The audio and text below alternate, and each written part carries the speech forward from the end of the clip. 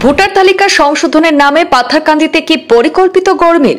ফাকুয়া এবং কানাইনগর জিপিতে নথি বাছাইয়ে অনিয়মের অভিযোগ। এসআর নথি যাচাইয়ে অস্বাভাবিক নাম অন্তর্ভুক্তির অভিযোগ পাথারকান্দি ব্লক কংগ্রেসের। সাংবাদিক সম্মেলনে বিস্ফোরক তথ্য তুলে ধরে সরব ব্লক কংগ্রেস।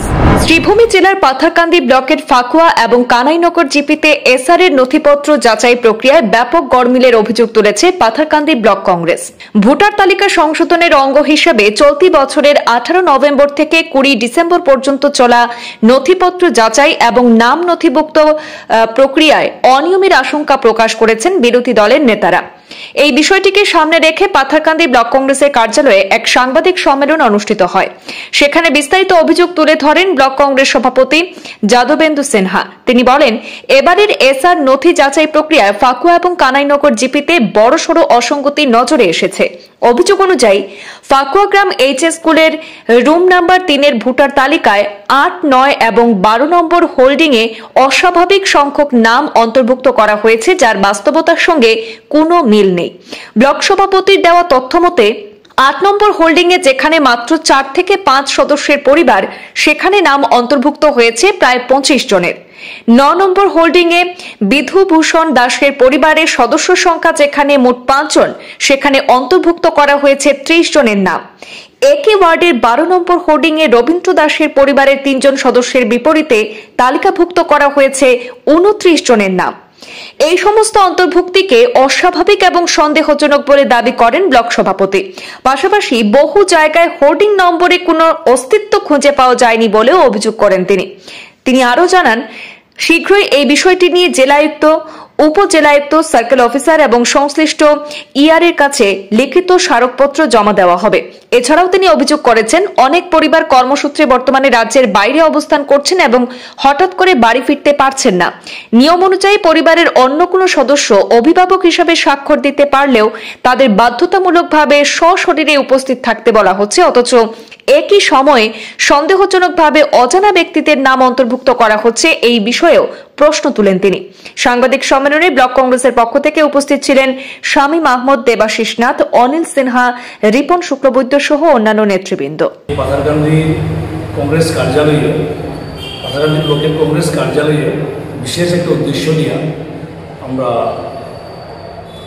আজ একটা প্রেস মিটের যেটা আয়োজন, আপনারা যারা এসেছেন আপনাদেরকে ধন্যবাদ জানাই।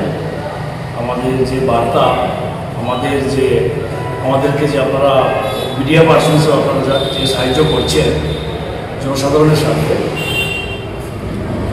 আজকের মেইন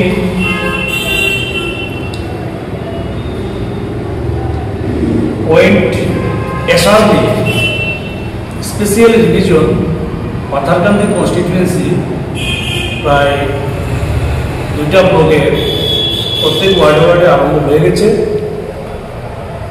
আর আমরা বিএলএ অ্যাপয়েন্ট করেছি প্রত্যেক বিএলওর সঙ্গে থাকার জন্য। আমি পাথারকান্দি ব্লক প্রেসিডেন্টের সভাপতি হিসাবে আমাদের একটা টাস্ক ফোর্স আমরা গঠন করেছি। সেসব যে আমাদের কমিটি, এরা প্রায় বুথে গিয়ে তারা পর্যবেক্ষণ করছেন কিভাবে কাজ চলছে কিনা। আমরা কয়েকটা জিপি থেকে আমরা খবর পেয়েছি যে এসআরের কাজ নিয়ে কিছু অসুবিধা হচ্ছে। আর সরকারের যে নিযুক্তি পাওয়া যে বিএলও যেগুলো, তারাই নাকি এইসব কাজে, এইসব অসঙ্গতির কাজে ওনারাও জড়িত, তার আমরা প্রমাণ পেয়েছি। পাথারকান্দি ব্লকে 2টা জিপি খুব স্পষ্টত এসব 2 নম্বরের কাজ হচ্ছে। তার মধ্যে একটা ফাকুয়া জিপি, তারপরে একটা কানাইনগর জিপি। আমাদের যে টাস্ক, যেটা কমিটি, ওনারা আমাদের সঙ্গে যোগাযোগ করলে আমরা ফাকুয়া জিপিতে যখন গেলাম, ফাকুয়া জিপিতে যে আমরা অসুবিধা পেয়েছি, ফাকুয়া জিপির 10টা ওয়ার্ড যে এসআরের কাজ চলতেছে, 10টা ওয়ার্ডেই মানে ফেক ভোটার, মানে এক একটা হোল্ডিংয়ে, যেমন 8 নম্বর যেটা হোল্ডিং, 8 নম্বর হোল্ডিংয়ে প্রায় 4 জন কি 5 জন লোক অরিজিনাল সেই পরিবারের লোক, সেখানে 25 জন লোক সেখানে অন্তর্ভুক্ত করা হয়েছে। তারপরে 9 নম্বর যেটা হোল্ডিং, 9 নম্বর হোল্ডিংয়ে অন্তর্ভুক্ত করা হয়েছে প্রায় 30 জন লোক। আপনারা দেখলে অবাক হবেন, এই 30 জন লোক যে ঘরে যে হোল্ডিংয়ে অন্তর্ভুক্ত করা হয়েছে, সেই ঘরে আমরা গিয়ে যখন দেখলাম, ফটো করে নিয়ে আসলাম, এই একটি ঘরে যে 30 জন লোক বাস করতে পারে, সেটা অত্যন্ত হাস্যকর বিষয়।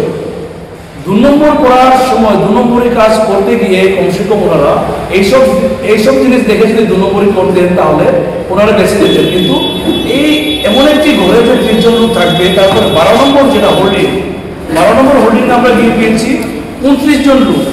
সেই পরিবারের লোক আছে 3 জন, সেই পরিবারে গিয়ে আমরা পেয়েছি। আর আমি এই হোল্ডিংয়ের যেগুলো লোক, সাপোজ 9 নম্বর হোল্ডিংয়ে বিধুভূষণ দাস 9 নম্বর হোল্ডিংয়ের হোল্ডার, তার ঘরে 30 জন লোক। রবীন্দ্র দাস 12 নম্বর, ওনার হোল্ডিংয়ে আছে আপনার 29 জন লোক।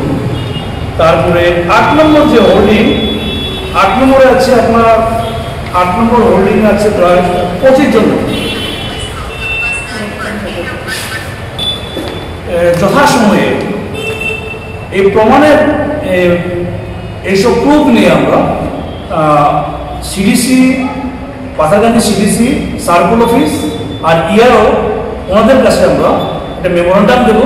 আমরা এজিটেশন করব যাতে সুস্থভাবে এই ফাকুয়া জিপির 10টা ওয়ার্ড যাতে আবার সুস্থভাবে যাতে এসার করা হয়। তারপরে আমরা খবর পেয়েছি কানাইনগর জিপিতে, সেখানে আমাদের কাজ আরম্ভ হয়েছে। এখানে আরেকটা পয়েন্ট আমি বলছি যে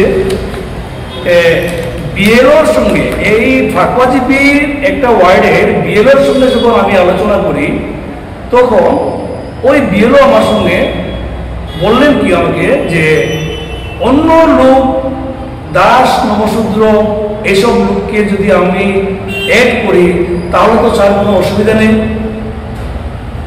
সেই বিএলও রেকর্ডিং আমার কাছে আছে, আমি সময় মতো সেই রেকর্ডিং পাস করব। তারপরে আমি ওকে প্রশ্ন করলাম, যেসব লোক একটা হোল্ডিংয়ে এড করছো, এইসব লোক কোথা থেকে এলো? এইসব লোকের ঘর কোথায় ছিল, কোথা থেকে এসে এরকম একটা হোল্ডিংয়ে এসে অন্তর্ভুক্ত করা হচ্ছে?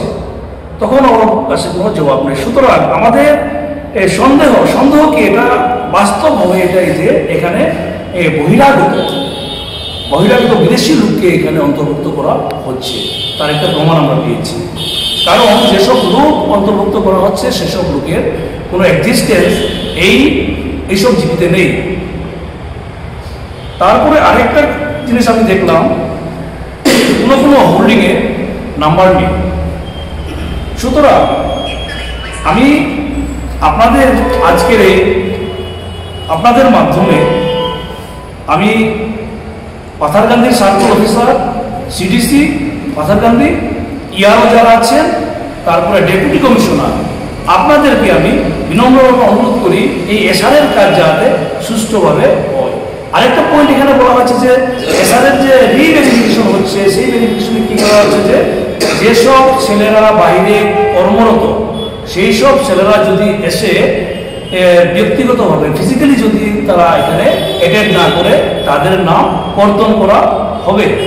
এরকম আমি পেয়েছি, অনেকে আমার সঙ্গে যোগাযোগ করছি। কিন্তু যেসব বৈধ লোক বাইরে কর্মরত বেকার যুবক যুবতী, ওরা যে ফিজিক্যালি আসতে না পারলে ওরা নাম কর্তন করা হবে। আর যেসব লোক এই পাথারকান্দিরই নয়, ভারতবর্ষের লোক না, ওদেরকে কিভাবে অন্তর্ভুক্ত করা হচ্ছে, সেটা একটা বড় প্রশ্ন।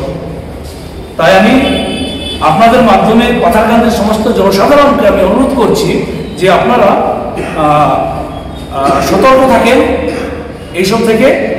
তারপরে বিএলও যারা আছে ওনাদেরকে আপনারা প্রশ্ন করেন, যদি ঘরে লোক নাই, বাইরে কর্মরত, ওই লোকদেরকে যদি এখানে আনার একটু সময় যদি আনতেই হয়, তাহলে ওদেরকে কিছু সময় দেওয়ার প্রয়োজন।